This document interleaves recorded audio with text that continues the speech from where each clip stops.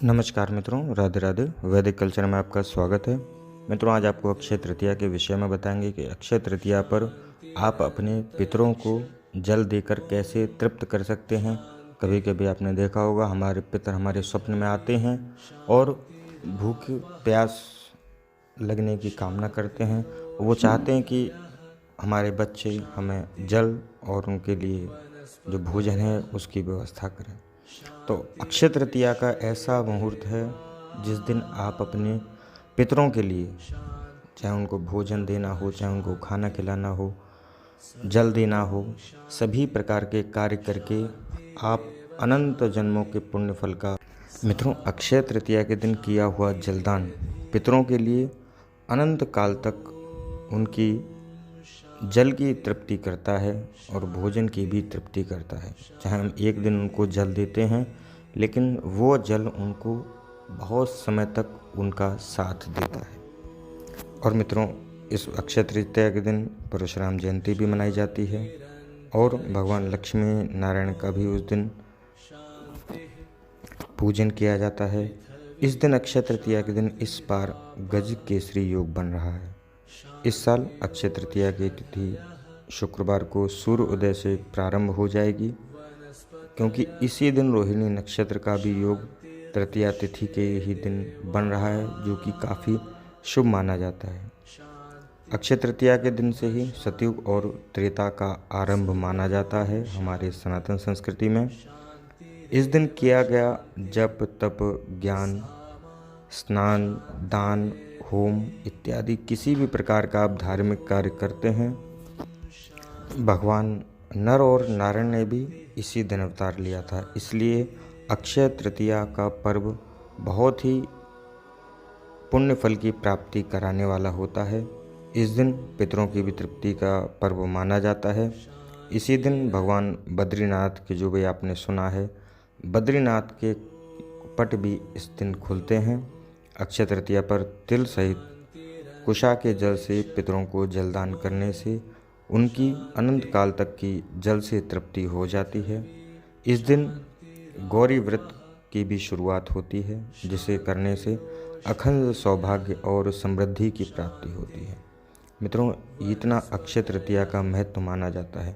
अक्षय तृतीया के दिन गंगा स्नान का भी बहुत महत्व माना जाता है।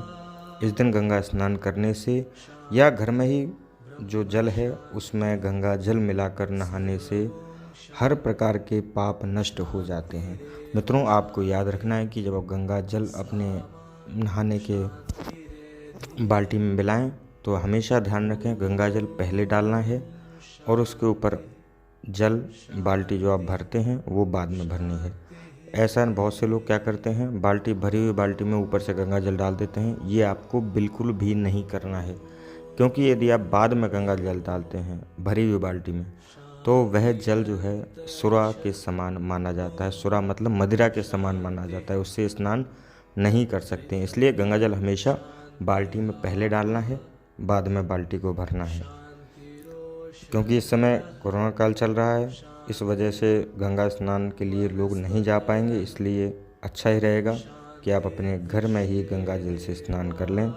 इसी तरह दान करने के लिए भी आप कहीं भी मंदिर वगैरह धर्म स्थल पर नहीं जा सकते हैं, तो जो दान करना है उसका संकल्प ले लें। और जब कभी भी कोरोना ख़त्म हो जाए या कोरोना से थोड़ी राहत मिले, तब आप जो है धर्म स्थान में जाकर जो आपने संकल्प लिया है वो आप दान कर सकते हैं। इस दिन दान करने का भी विशेष महत्व माना जाता है। अक्षय तृतीया के दिन जो दान करने वाली वस्तुएं हैं वो आप दान कर सकते हैं। क्या क्या वस्तु हैं आप समझिए।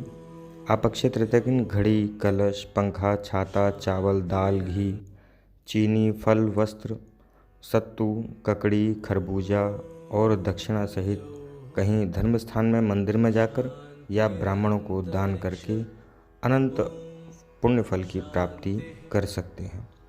इस दिन नए ग्रह का निर्माण भी प्रारंभ कर सकते हैं आप। इसके लिए आपको किसी से भी मुहूर्त पूछने की आवश्यकता नहीं है। इस दिन आप गृह प्रवेश भी कर सकते हैं, या कोई आपने मंदिर में प्रतिष्ठा करानी है वो भी करा सकते हैं। किसी भी प्रकार के शुभ कामों के लिए अक्षय तृतीया का दिन बिना पंडित जी से पूछे ही पूरे दिन आप कर सकते हैं। किसी अक्षय तृतीया का मुहूर्त होता है, उस दिन आपको किसी भी ब्राह्मण से, पंडित जी से, महाराज से पूछने की आवश्यकता नहीं है। आप किसी भी शुभ कार्य को आप अक्षय तृतीया के दिन कर सकते हैं। तो यह अक्षय तृतीया जो है वो 14 मई को है। इस दिन आपको विशेष रूप से ध्यान रखना है कि ज़्यादा से ज़्यादा जाप, दान, पुण्य करना है आपको, जिससे कि आपके अंदर नकारात्मक शक्ति चली जाए और सकारात्मक ऊर्जा आपके अंदर प्रवेश करे। मित्रों, दान का बहुत महत्व माना जाता है। इस दिन दान आपको कुछ न कुछ अवश्य करना चाहिए।